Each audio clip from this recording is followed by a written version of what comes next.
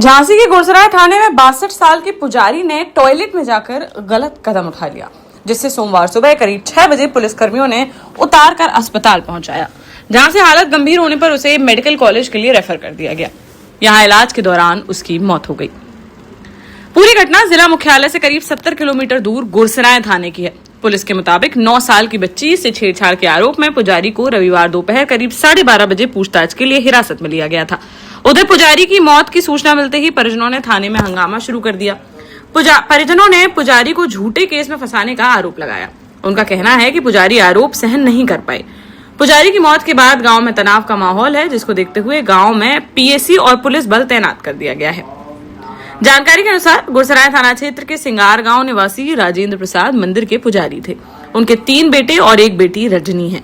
2 बेटों की शादी हो चुकी है। बड़े बेटे विनय ने बताया कि हमारे गांव में राधा कृष्ण का मंदिर है। मंदिर की करीब 8 बीघा जमीन है। हमारे परिवार की 3 पीढ़ियां मंदिर में पूजा करती आ रही हैं। अभी पिता और मैं पूजा करते थे। विनय ने बताया कि गांव के कुछ लोग हमें मंदिर से हटाना चाहते हैं। हमारे 2 घर हैं, एक में हम लोग रहते हैं और दूसरे घर में जानवर बांधते हैं। वहीं बोरिंग लगी है, जिससे घर में पानी आता है। रविवार सुबह करीब 8 बजे पिता सबमर्सिबल पंप बंद करने गए थे। उसी समय 9 साल की बच्ची गेट पर लगे पेड़ से कनेर के फूल तोड़ रही थी। गांव के लोग भी वहां से फूल तोड़ते हैं। पिता ने उसे सिर्फ डांट दिया था। इसके बाद वह घर चली गई। नहीं जानते कि उसने घर जाकर क्या बताया कि उसके परिवार वाले पिता पर छेड़छाड़ का आरोप लगाने लगे। विनय ने बताया कि दोपहर करीब 12:30 बजे उन लोगों ने डायल 112 पर फोन कर पुलिस बुला ली। पुलिस पिता को थाने ले गई। हम लोग थाने पहुंचे तो पहले उनसे मिलने नहीं दिया गया। शाम करीब 7 बजे हमें पिता से मिलने दिया गया। रात करीब 10:30 बजे थाने में उन्हें खाना खिलाकर हम घर पर आ गए।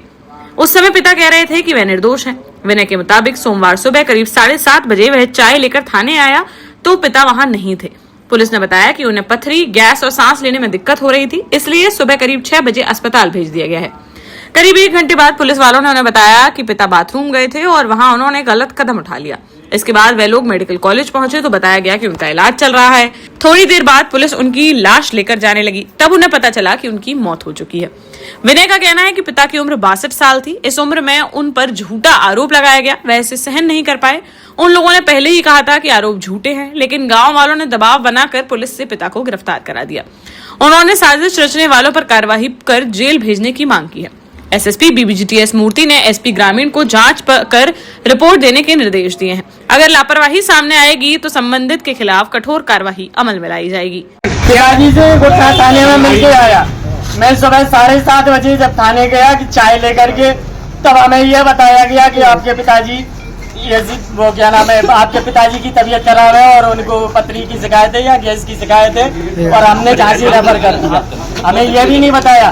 जब हम वहाँ पे रहे तब उन लोगों ने हमें सलाह मशवरा करने के बाद फिर हमें बताया, बोले आपके पिताजी लेटरिन के लिए गए थे तो इन्होंने फांसी लगा ली उसी गमछे से। कहाँ पे?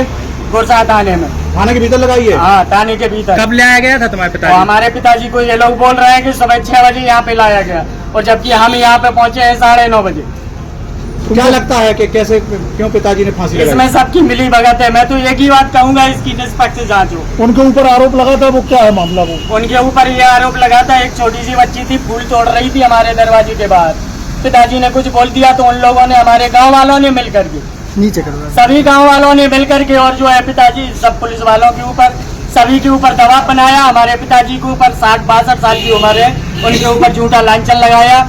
अब ये थाने के अंदर क्या हुआ ये हम नहीं बता सकते। कब ले आए? 10:30 बजे तक मैंने देखा है कि 10:30 बजे तक हमारे पिता जिंदा थे। मैंने खाना खिलाया। क्या कह रहे थे जब आप पिता से मिले? क्या कह रहे थे वो? हमारे पिताजी से सभी लोग ये बोल रहे थे, हमारे पिताजी भी बोल रहे थे कोई दिक्कत नहीं।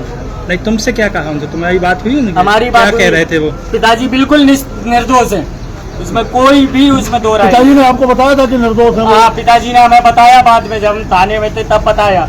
कब ले आई थी पुलिस उनको? पिताजी को 12:30 बजे कल दोपहर में लेके आई और हम मिलने के लिए गए, हमें मिलने भी नहीं दिया। शाम को 7 बजे के बाद हमें मिलने दिया। अब आप क्या चाहते हैं इस मामले में? हम निष्पक्ष जांच चाहते हैं और जिन्होंने हमारे खिलाफ ये साजिश रची है और ये रिपोर्ट चली है, हमें उनको सबको उनके खिलाफ मुकदमा चाहिए और सभी को जेल में चाहिए। क्या लगता है क्यों रिपोर्ट दर्ज हुई है? क्या है रिपोर्ट का रीजन? क्या है? कितने बजे मिले थे? आखिरी बार हम सोए शाम को रात में 10 बजे। आपको सुबह कितने बजे? सुबह हमें 7:30 बजे मिली। अच्छा, देश का जाना माना सैनफिन ग्रुप आपके लिए फिर लाया है झांसी में वास्तु के हिसाब से फ्लोर प्लान सहित एक शानदार टाउनशिप, जिसमें सुरक्षा की दृष्टि से सीसीटीवी, एक ही ग्रैंड गेट से एंट्री और एग्जिट, चौड़ी सड़कें, parking, car wash area, senior citizen and international fountain parks, swimming pool, gym, badminton, tennis आदि courts, school, hospital, shopping mart आदि कई सुविधाएं। इसीलिए तो हम झांसी में लोगों की पहली पसंद।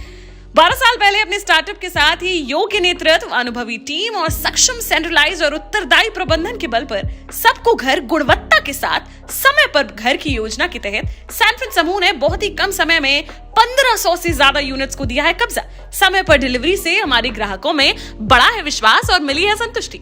सैनफिन समूह ने बहुत कम समय में Sanfin Ashok City, Green Homes Residency, Green Homes City, Sanfin Ashok Valley, Delhi Public School, Sanfin शाखा, केन सैनफिन अस्पताल सहित कई अन्य परियोजनाओं के साथ नई झांसी के निर्माण में स्थापित किया है एक बड़ा मुकाम। तो आप भी आज ही आइए अपने परिवार के साथ और कीजिए अपने सपने साकार।